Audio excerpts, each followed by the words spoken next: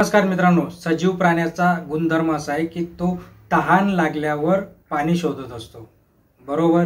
जोपर्यंत त्याला तहान लागत नाही तोपर्यंत तो निवांत असतो. आणि त्याच पद्धतीचं आता नरेंद्र मोदींसोबत झालंय की ज्याप्रमाणे आता लोकसभा निवडणूक आहे, त्या लोकसभा निवडणुकीच्या धर्तीवर आता त्यांना कळून चुकलंय की आपल्याला लोकांसमोर काहीतरी प्रश्न मांडावे लागतील, लोकांसमोर आपल्याला जावं लागणार आहे.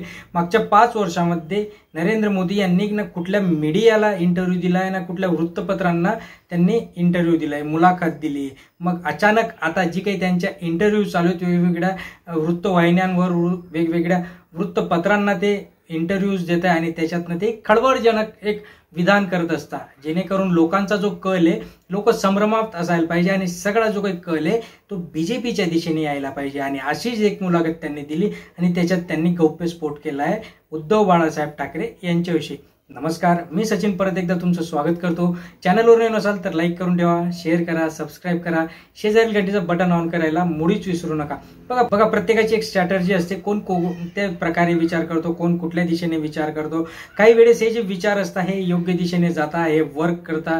काही वेळेस काय असतं की आपल्याला जे काही पेरलेलं असतं तेच या पद्धतीने उगतं. म्हणजेच आपण ज्या गोष्टी करतो त्या घडत असतात, चांगल्या किंवा वाईट.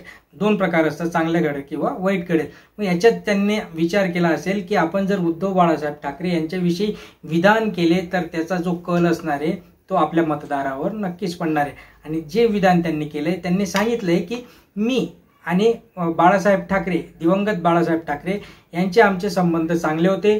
त्यांचे कर्ज मी कधीच फेडू शकणार नाही. त्यांचे माझ्यावर खूप काही उपकार आहेत आणि तेच उपकाराची परतफेड म्हणून मी उद्धव बाळासाहेब ठाकरे यांना ज्यावेळेस ते आजारी होते, ज्यावेळेस त्यांची सर्जरी वगैरे झाली, मी त्यांना दररोज फोन करत होतो आणि त्यांना तब्येतीची काळजी विचारत होतो.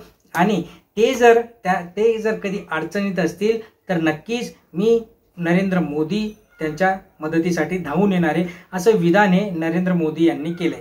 आता याच्यातनं त्यांचा पॉइंट ऑफ व्ह्यू कदाचित वेगळा असेल, पण जे लोकांना दिसतंय आता त्यांचा पॉइंट ऑफ व्ह्यू असा असेल की लोकांना असं वाटेल की उद्धव बाळासाहेब ठाकरे हे बीजेपीच्या विरुद्ध मतं मागतील आणि नंतर हे बीजेपी बरोबरच सामील होतील. परत एकदा युती होईल आणि त्याचा जो काही फायदा असणार आहे तो बीजेपीला होईल. आता याच्यात 2 गोष्टी जर आपण डिटेलमध्ये विचार केला तर आपल्याला ते कळून चुकणार आहे. जर मतदाराने असा विचार केला की जे काही मतदार आहेत बीजेपीच्या साईडने ओके, आणि जे काही मतदार आहेत काँग्रेसच्या साईडने, जे काँग्रेसच्या साईडने आहेत ते काय करतील की याच्यानंतर उद्धव बाळासाहेब ठाकरे यांना मतदान करणार नाहीत आणि याचा नक्कीच फायदा बीजेपीला होईल. आणि दुसरी गोष्ट अशी की जे लोक असा विचार करतात की ठीक आहे आपण आता उद्धव बाळासाहेब ठाकरेंबरोबर तर आहेच, पण आपल्याला बीजेपी नकोय, म्हणजेच नरेंद्र मोदी नकोय, तेही उद्धव बाळासाहेब ठाकरे यांना मतदान करतील. मग जर यांचं अलायन्स झालं किंवा त्यांच्या मनातही अशी शंका येऊ शकते की आता आपल्याला उद्धव बाळासाहेब ठाकरे फायनली बीजेपी बरोबरच जाणार आहेत, मग असंही त्यांच्याबरोबर जाणार आहेत, तर मग आपण बीजेपी कॅन्डिडेट्सलाच त्यांची जी घोषवाक्य अबकी बार 400 बार, ते 400 बारचा नारा त्यांचा आपण सिद्ध करू. आता याच्यावर जे काही कौटल्य म्हटले जातात उद्धव बाळासाहेब ठाकरे यांचे, म्हणजेच संजय राऊत यांना ज्यावेळेस विचारण्यात आलं, संजय राऊतांच्या प्रतिक्रिया होत्या की त्यांचे भलेही त्यांनी आमच्यासाठी खिडक्या उघड्या करो की दरवाजे उघडे करो, बट आमची पण काहीतरी अस्मिता आहे, मराठी माणसाची अस्मिता असते. जर एक वेळेस त्यांनी आम्हाला दगा दिला तर दुसऱ्यांदा आम्ही त्यांच्याबरोबर जाणार नाही. आता याच्यात दुसरा मुद्दा असा पण आहे, त्यांनी सांगितलं की ज्यावेळेस आमचं सरकार होतं, सरकारमध्ये असताना तुम्ही जे काही धडधकाडपणे आता घोटो बोलताय की आम्ही डेली फोन केला, असा कुठलाही फोन नरेंद्र मोदी यांचा आलेला नाहीये उद्धव बाळासाहेब ठाकरे यांना. दुसरी गोष्ट म्हणजे ज्या गद्दारांना आम्ही आमच्या सोबतून तोडून बीजेपीमध्ये सामील केलं, एका साईडला तुम्ही आमचा पक्ष फोडला आणि दुसऱ्याकडे तुम्ही म्हणताय की आम्ही तुमच्यासाठी खिडक्या ओपन केल्या.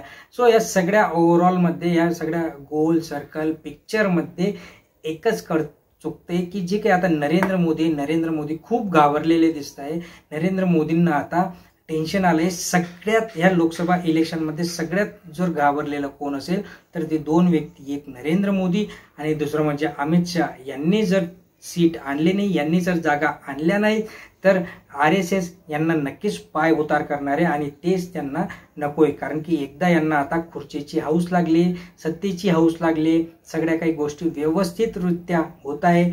जे काही मागच्या 10 वर्षापूर्वी म्हातारे दिसत होते ते आता तरुण दिसायला लागले. एवढा खर्च सरकारी तिजोरीमधून यांच्यावर होतोय आणि तेच आता त्यांना कंटिन्यू, त्यांना तर असं वाटायला लागलंय की आता हे अमृतच आम्ही प्राशन केलंय लोकसभेचं आणि आमच्या जागा ह्या कंटिन्यू येत असतील. बट असं नाही आहे. निसर्गाचा नियम आहे की जी काही सत्ता आहे ती एक ना एक दिवस जाणारी आहे.